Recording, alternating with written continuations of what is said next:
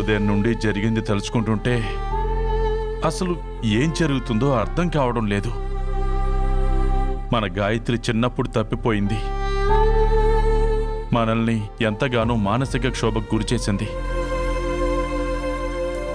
ఆ క్షోభని 20 సంవత్సరాలు పంటి బిగువున భరించాం. చివరకు ఆ దేవుని దయ వల్ల గాయత్రి మన ఇంటికి చేరింది. గాయత్రిని తీసుకొచ్చింది కూడా రాధనే కదా. అలా తిరిగొచ్చింది గాయత్రి అనుకుని ఎంత సంతోషపడ్డాము, ఎంత ఆనందించాము. కానీ ఈరోజు వచ్చిన అమ్మాయి గాయత్రి కాదు, నేనే మీ కూతుర్ని అని రాధ అంటుంది. అసలు ఏది నిజం, ఏది అబద్ధం? అసలు దేన్ని నమ్మాలి, దేన్ని నమ్మకూడదు అనే పరిస్థితికి తీసుకొచ్చారు. నేనే మీ కూతుర్ని అంటూ వేరే వాళ్ళు ఎవరైనా వస్తే పరిస్థితి ఎలా ఉండేదో అసలు ఇంతగా ఆలోచించేవాణ్ణి కాదేమో. కానీ మనకు తెలిసిన రాధ నేనే అంటే ఆలోచించాల్సి వస్తుంది దేవకి. నువ్వేమో నీ నిర్ణయాన్ని రేపు చెప్తాను అంటున్నావు. అసలు ఈ విషయంలో నువ్వేం ఆలోచిస్తున్నావు దేవకి? రేపు ఎలాంటి నిర్ణయం తీసుకోబోతున్నావో నాకు అయోమయంగా ఉంది దేవకి. నీ భర్తగా కాకుండా ఈ ఎట్టూ తేల్చుకోలేని ఒక సగటు తండ్రిగా అడుగుతున్నాను. రేపు నువ్వేం చేయబోతున్నావు?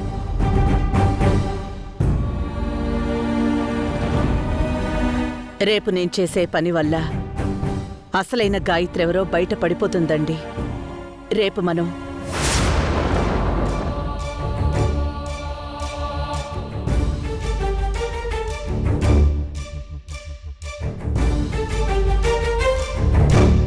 ఏంటి దేవకి ఇలా చేస్తావా?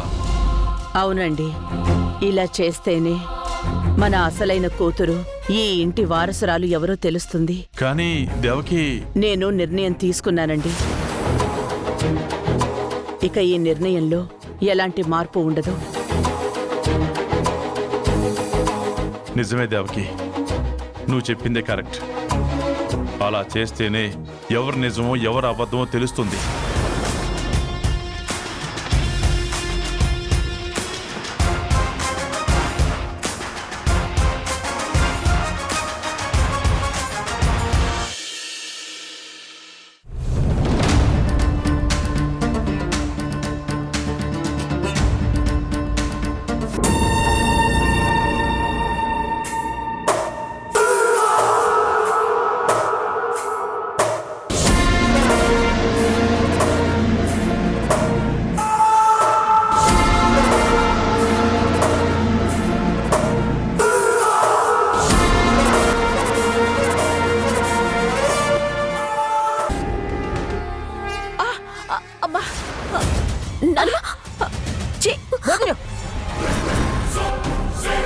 నువ్వు నన్ను ముట్టుకోవడం కన్నా నేను పడిపోవడమే మేలు. అయినా నన్ను నానమ్మ అని పిలవద్దని ఎన్నిసార్లు చెప్పాను? నా మనవరాలు గాయత్రి అదిగో అక్కడుంది చూడు. తనే నా మనవరాలు, నువ్వు కాదు. తప్పక ఎవరు ఏంటి అనేది ఇంకా సేపట్లో దేవకి మేడం వాళ్ళు రాగానే తెలుస్తుంది. అప్పుడు నేను చీకొట్టిన వాళ్ళందరూ నేను దగ్గరకు తీసుకుంటారు. నువ్వు బాధపడకు కదా. దేవకి గారు ఏమంటారు? ఎలా తన కూతుర్ని డిసైడ్ చేస్తారు? అసలు ఆవిడ ప్లాన్ ఏంటో ఏం అర్థం కావడం లేదు. అసలు దీని గురించి భ్రమరం ఏం ఆలోచిస్తుందో, ఏం చేస్తుందో, ఈ సమస్య నుండి ఎలా గట్టెక్కిస్తుందో. అమ్మా గాయత్రి, ఏమండి, మీ వదిన అన్నయ్యలు తన కూతురు ఎవరు ఎలా అని తెలుసుకుంటారు? మీకేమైనా ఐడియా ఉందా? నాకు మాత్రం ఏం తెలుసు మాధవి. రాత్రి నుంచి దాని గురించి ఆలోచిస్తున్నాను. అసలు ఏ ఐడియా రావట్లేదు. ఏదేవైనా మీ వదిన అన్నయ్యలు ఏం చేస్తారో అని చాలా ఇంట్రెస్టింగ్ గా ఉందండి. ఏ కథలో లేని ట్విస్ట్లన్నీ మన ఇంట్లోనే ఉన్నాయి.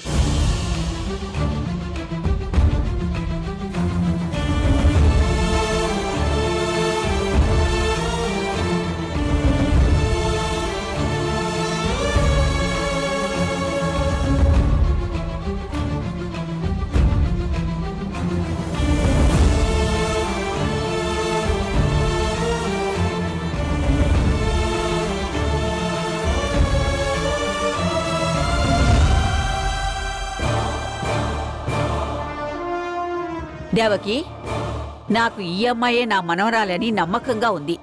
నమ్మకం కాదు దేవకి, నా మనవరాలే. కానీ నువ్వు ఈరోజు ఆలోచించి చెప్తాననేసరికి ఈ మోసగాళ్ళని రాత్రంతా ఇంట్లో ఉండనిచ్చాను. ఇప్పుడు చెప్పు దేవకి, నువ్వు చెప్పిన మరుక్షణమే ఈ రాధా మనోహర్లని ఇంటి నుంచి బయటికి గెంటిస్తాను.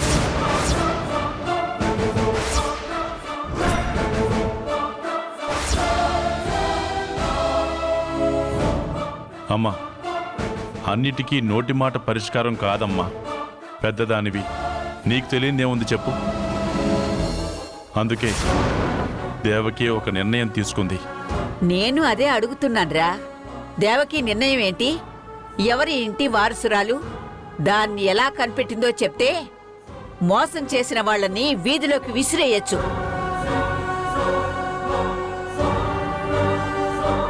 అత్తయ్య, ఒక మనిషిని చూసి వాళ్ళు మంచివాళ్ళ చెడ్డవాళ్ళ అని అంచనా వేయొచ్చు. లేదంటే వాళ్ళ వేషధారణని చూసి వాళ్ళు చేసే వృత్తిని అంచనా వేయొచ్చు. కానీ ఏ కన్న తల్లి రాయకూడని పరీక్ష నేను రాయాల్సొచ్చింది.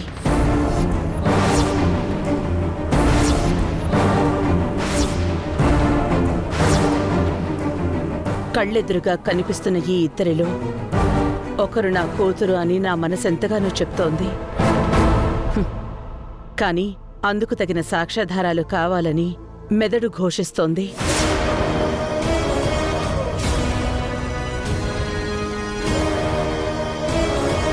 అందుకే నేను తీసుకున్న నిర్ణయం మీకు ఆశ్చర్యాన్ని, ఆగ్రహాన్ని కలిగించొచ్చు. కానీ ఇది తప్ప నాకు వేరే దారి లేదు. అందుకే ఈ నిర్ణయం తీసుకున్నాను.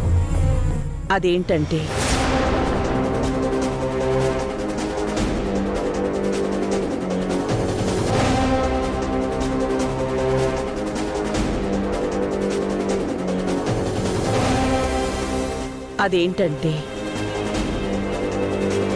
నా కూతుళ్ళు అంటున్న వీళ్ళిద్దరికీ డిఎన్ఏ టెస్ట్ చేయించాలనుకుంటున్నాను.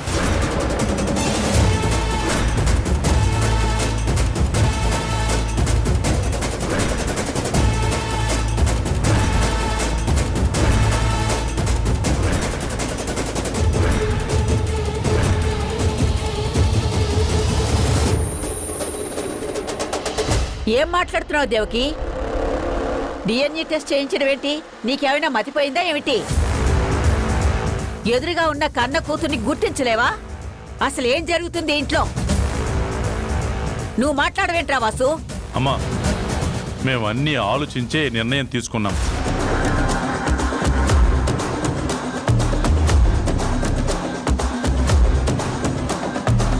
ఈ సమస్యకి ఇంతకు మించి పరిష్కారం లేదమ్మా. ఏమిట్రా ఇది? బయట నలుగురికి తెలిస్తే దేవకి, వాసుదేవుల కూతురికి డిఎన్ఏ టెస్ట్ చేయించారు అంటే ఎంత అవమానవురా? అత్తయ్య గారు, మీ బాధని నేను అర్థం చేసుకోగలను. కానీ నలుగురు గురించి ఆలోచించి మన అమ్మ ఎవరో తెలుసుకోకుండా మనం ఉండలేం.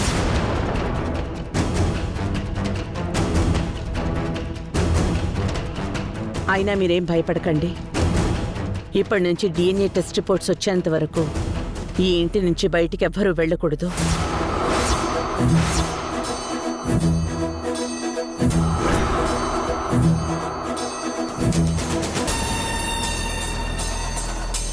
వెళ్ళడానికి వీల్లేదు. అందరూ ఇంట్లోనే ఉండాలి.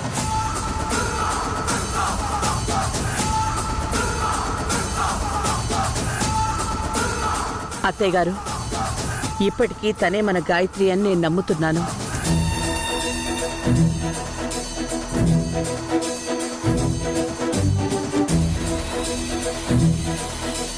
రాధా, నువ్వు కూడా గాయత్రి అనడానికి సాక్ష్యాలు చూపించావు కదా. అందుకే నేను నీ మాటల్ని కూడా కొట్టేలేను. అసలు నిజం డిఎన్ఏ టెస్ట్లో తేలుతుంది.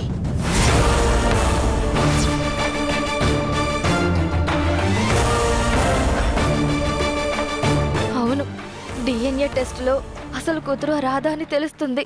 అప్పుడు నేను ఫేక్ అని తెలిసిపోతుంది. ఇప్పుడు నేనేం చెయ్యాలి?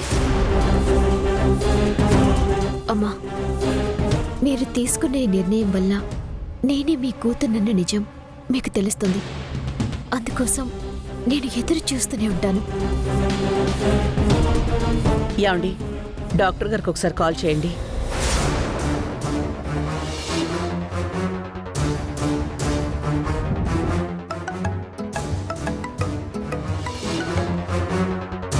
Hello doctor. చెప్పండి సార్, ఏంటి విషయం?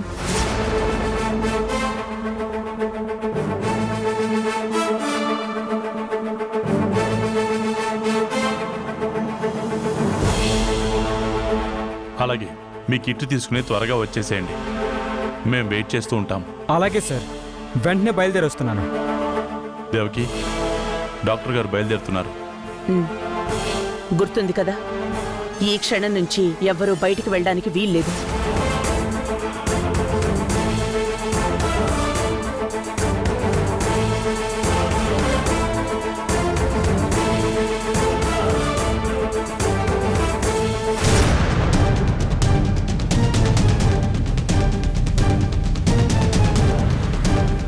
హలో సత్య, ఏం జరుగుతుంది అక్కడ? కొంపలు అంటుకున్నాయి మేడం. ఈ రోజుతో నా బ్రతుకు తెల్లారిపోతుంది. అంతా అయిపోయింది. ఇంకా నన్ను ఆ దేవుడు కూడా కాపాడలేడు. అర్హత లేకున్నా అందులో ఎక్కడానికి ఆశపడినందుకు శిక్ష అనుభవించబోతున్నాను. ముందు ఏడు పాపి, అసలేం జరిగిందో చెప్పు. మన రక్తం, మన వంశం, మన బిడ్డ మన కంటికి ఎదురుగుండా ఉన్నా గుర్తించలేని గుడ్డి వాళ్ళం అయిపోయావే. రేపు మన ఇంటి బిడ్డెవరో నేను తెలుస్తాను.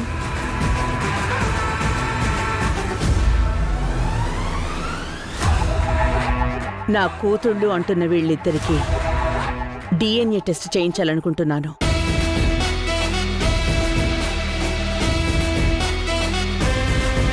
ఇప్పటి నుంచి డిఎన్ఏ టెస్ట్ రిపోర్ట్స్ వచ్చేంత వరకు ఈ ఇంటి నుంచి బయటికి ఎవ్వరూ వెళ్ళకూడదు.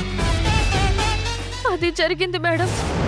ఇప్పుడు గనుక ఆ డాక్టర్ వచ్చి నా బ్లడ్ శాంపిల్స్ తీసుకుంటే నేను దేవకి కూతుర్ని కాదు అన్న నిజం బయటపడిపోతుంది. ఆ రాధ నిజమైన గాయత్రి అని అందరికీ తెలిసిపోతుంది. అప్పుడు నా పరిస్థితి ఏంటో తలుచుకుంటేనే భయంగా ఉంది మేడం. ఏం కాదు, అంతా నేను చూసుకుంటాను. నువ్వేం కంగారు పడకు. ఇంతకు ముందు ఇలాగే డిఎన్ఏ టెస్ట్కి పిలిచి మీరు ఆ రిపోర్ట్స్ మార్పించి నన్ను గాయత్రిగా ఆ రాధ వాళ్లకు తెలిసేలా చేశారు. ఇప్పుడు కూడా ఏదైనా చెయ్యండి మేడం. అప్పుడు నేనేం చేయకుండానే పాజిటివ్ వచ్చిందని తెలిస్తే సత్య ఇంకా కన్ఫ్యూజ్ అయ్యి మరింత భయపడుతుంది. అసలు ఆ విషయం దానికి తెలియకూడదు. అప్పుడు ఏం చేశానో ఇప్పుడు అదే చేస్తాను. నువ్వు కంగారు పడి టెన్షన్ పడకు, సరేనా? అంతా మీ చేతుల్లోనే ఉంది మేడం. నేను బ్రతకాలన్నా చచ్చిపోవాలన్నా వచ్చే ఆ డిఎన్ఏ రిపోర్ట్స్ లోనే ఉంది. అయినా ఆ దేవకి ఇలాంటి ట్విస్ట్ ఇస్తుందని అస్సలు ఊహించలేదు. ఈ ఆలోచన దేవకికొచ్చిందా, లేదంటే మళ్ళీ వెనక నుంచి ఆ రాధేవైనా ప్లాన్ చేసిందా? తెలీదు మేడం. నాకు తెలిసినంత వరకు ఇదంతా ఆ దేవకియే ప్లాన్ చేసి ఉంటుంది. ఇంకా సేపట్లో డాక్టర్ వచ్చి బ్లడ్ శాంపిల్స్ తీసుకుని వెళ్తారు. నువ్వు ధైర్యంగా భయపడకుండా శాంపిల్స్ ఇవ్వు. తర్వాత ఏం చేయాలో నేను చెప్తాను. Okay madam. నాకు మాత్రం ఇంతకు మించి వేరే ఆప్షన్ లేదు. ఓకే.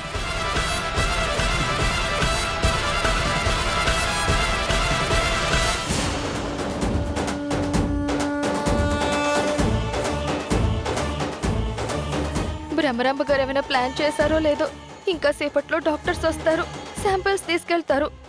నిజమైన గాయత్రి ఆ రాధే కాబట్టి తనేమో అంత కాన్ఫిడెంట్ గా ఉంది, నాకేమో అంత కంగారుగా ఉంది. పద.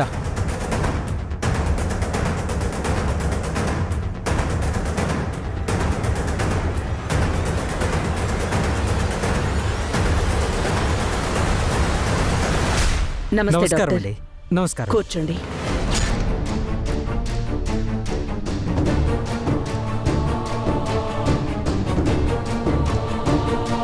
చూడండి డాక్టర్, మీరు మా ఫ్యామిలీకి ఎంతో కాలంగా తెలుసు కాబట్టి ఈ పని మీకు చెప్తున్నాను. దయచేసి ఈ డిఎన్ఏ విషయాన్ని చాలా కాన్ఫిడెన్షియల్గా ఉంచాలి. ఎందుకంటే ఇది మా కుటుంబ పరువుకి సంబంధించిన విషయం. అందుకే మిమ్మల్ని ఇక్కడికి పిలిచాను. తప్పకుండా మేడం, మీ సమస్య నిన్ను అర్థం చేసుకోగలను. ఈ ఇంట్లో డిఎన్ఏ టెస్టులు జరిగినట్టు మేము ఎవరికీ చెప్పం. మీరు మమ్మల్ని నమ్మచ్చు మేడం. ఇలా కొంతమందిని నమ్మే ఇంత దూరం తెచ్చుకున్నాం. అత్తయ్య గారు, ఏమనుకోకండి డాక్టర్ గారు. మీరు శాంపిల్స్ కలెక్ట్ చేసుకోండి.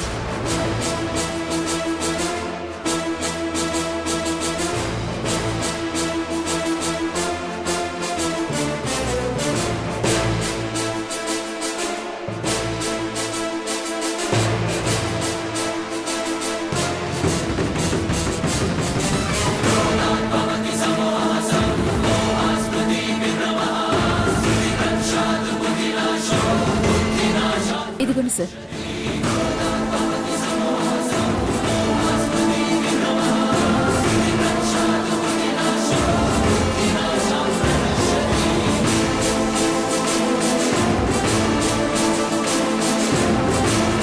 ఇది అందులో పెట్టు.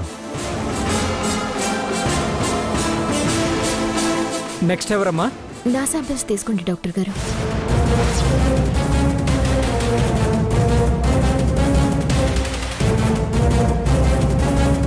గొడవ పడ్డానికి కూడా ఇలా ఎగబడి వచ్చేవాళ్ళు ఉంటారన్నమాట. ఏదన్నా అంటే మా దగ్గర తప్పు లేదు కాబట్టి ధైర్యంగా ఉన్నామని చెప్తారు. అమ్మా కాసేపు ఓపిక్గా ఉండమ్మా ప్లీజ్. రాధా, రండి మేడం, రామ్మా. ఇలా కూర్చోండి.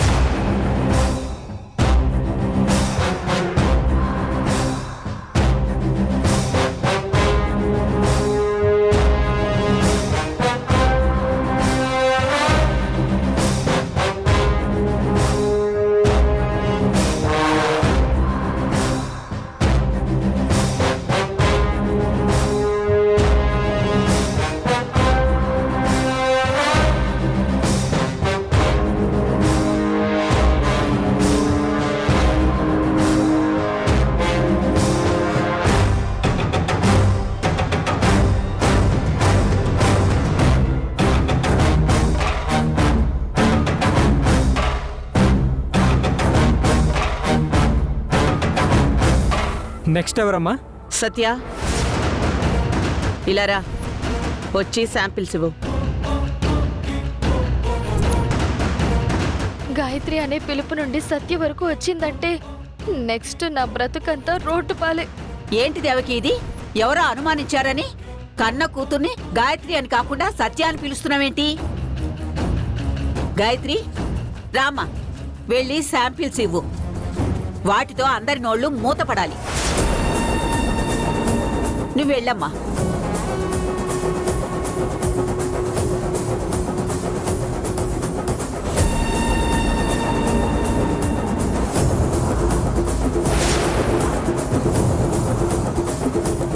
అయ్యో, ఎందుకు సత్య అంత కంగారు పడుతున్నావు? అసలైన వారసురాలివి నువ్వేనని బలంగా నమ్ముతున్నావు కదా, మరి ఆ తడబాటేంటి? వచ్చి ధైర్యంగా కూర్చొని శాంపిల్ ఇవ్వు. నా మనవరాల్ది తడబాటు కాదు. నిన్నటి నుంచి తనని మానసికంగా హింసిస్తున్నారు. అందుకని భయపడిపోతుంది. అంతే తప్ప దానికెందుకు భయం? ఎవరు నమ్మినా నమ్మకపోయినా తనే నా మనవరాలు. రా గాయత్రి, శాంపిల్స్ ఇవ్వమ్మా.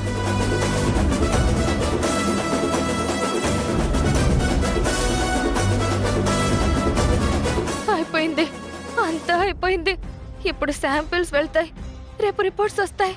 ఆ తర్వాత నేను రోడ్డు మీదకో లేదా పోలీస్ స్టేషన్కో.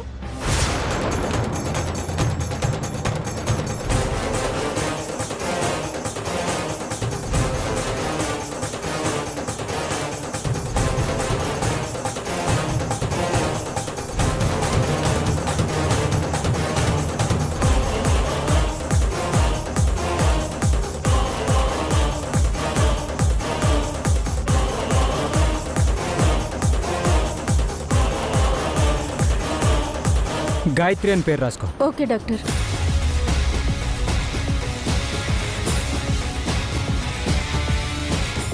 మేడం రేపు టెస్టులు చేసి మార్నింగే రిపోర్ట్స్ తీసుకొస్తాను. మళ్ళీ చెప్తున్నాను డాక్టర్ గారు, ఇదంతా చాలా రహస్యంగా జరగాలి.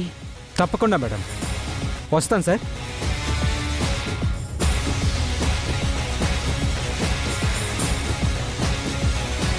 చూడండి, రేపు ఈ సమయానికి అబద్ధమేంటో నిజమేంటో తెలిసిపోతుంది. అప్పటి వరకు అందరూ ఓపిగ్గా ఉండండి. ఒక్కసారి రిజల్ట్ వచ్చిన తర్వాత ఈ దేవకి ఏం చేయబోతుందో చూద్దురు గాని.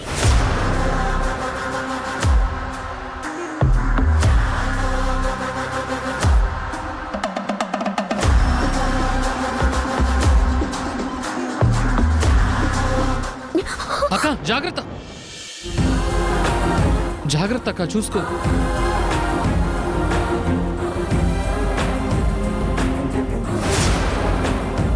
మీరు దేవకి వాళ్ళ ఇంటికి వెళ్ళి డిఎన్ఏ టెస్ట్ కోసం శాంపిల్స్ తీసుకున్నారు కదా? అవును. అయితే రేపు మీరు ల్యాబ్లో టెస్ట్ చేసేటప్పుడు రాధ డిఎన్ఏకి దేవకి డిఎన్ఏకి మ్యాచ్ అవుతుంది. కానీ మీరు దాన్ని మార్చి అక్కడున్న గాయత్రి డిఎన్ఏకి దేవకి డిఎన్ఏకి మ్యాచ్ అయినట్టుగా రిపోర్ట్ ఇవ్వాలి.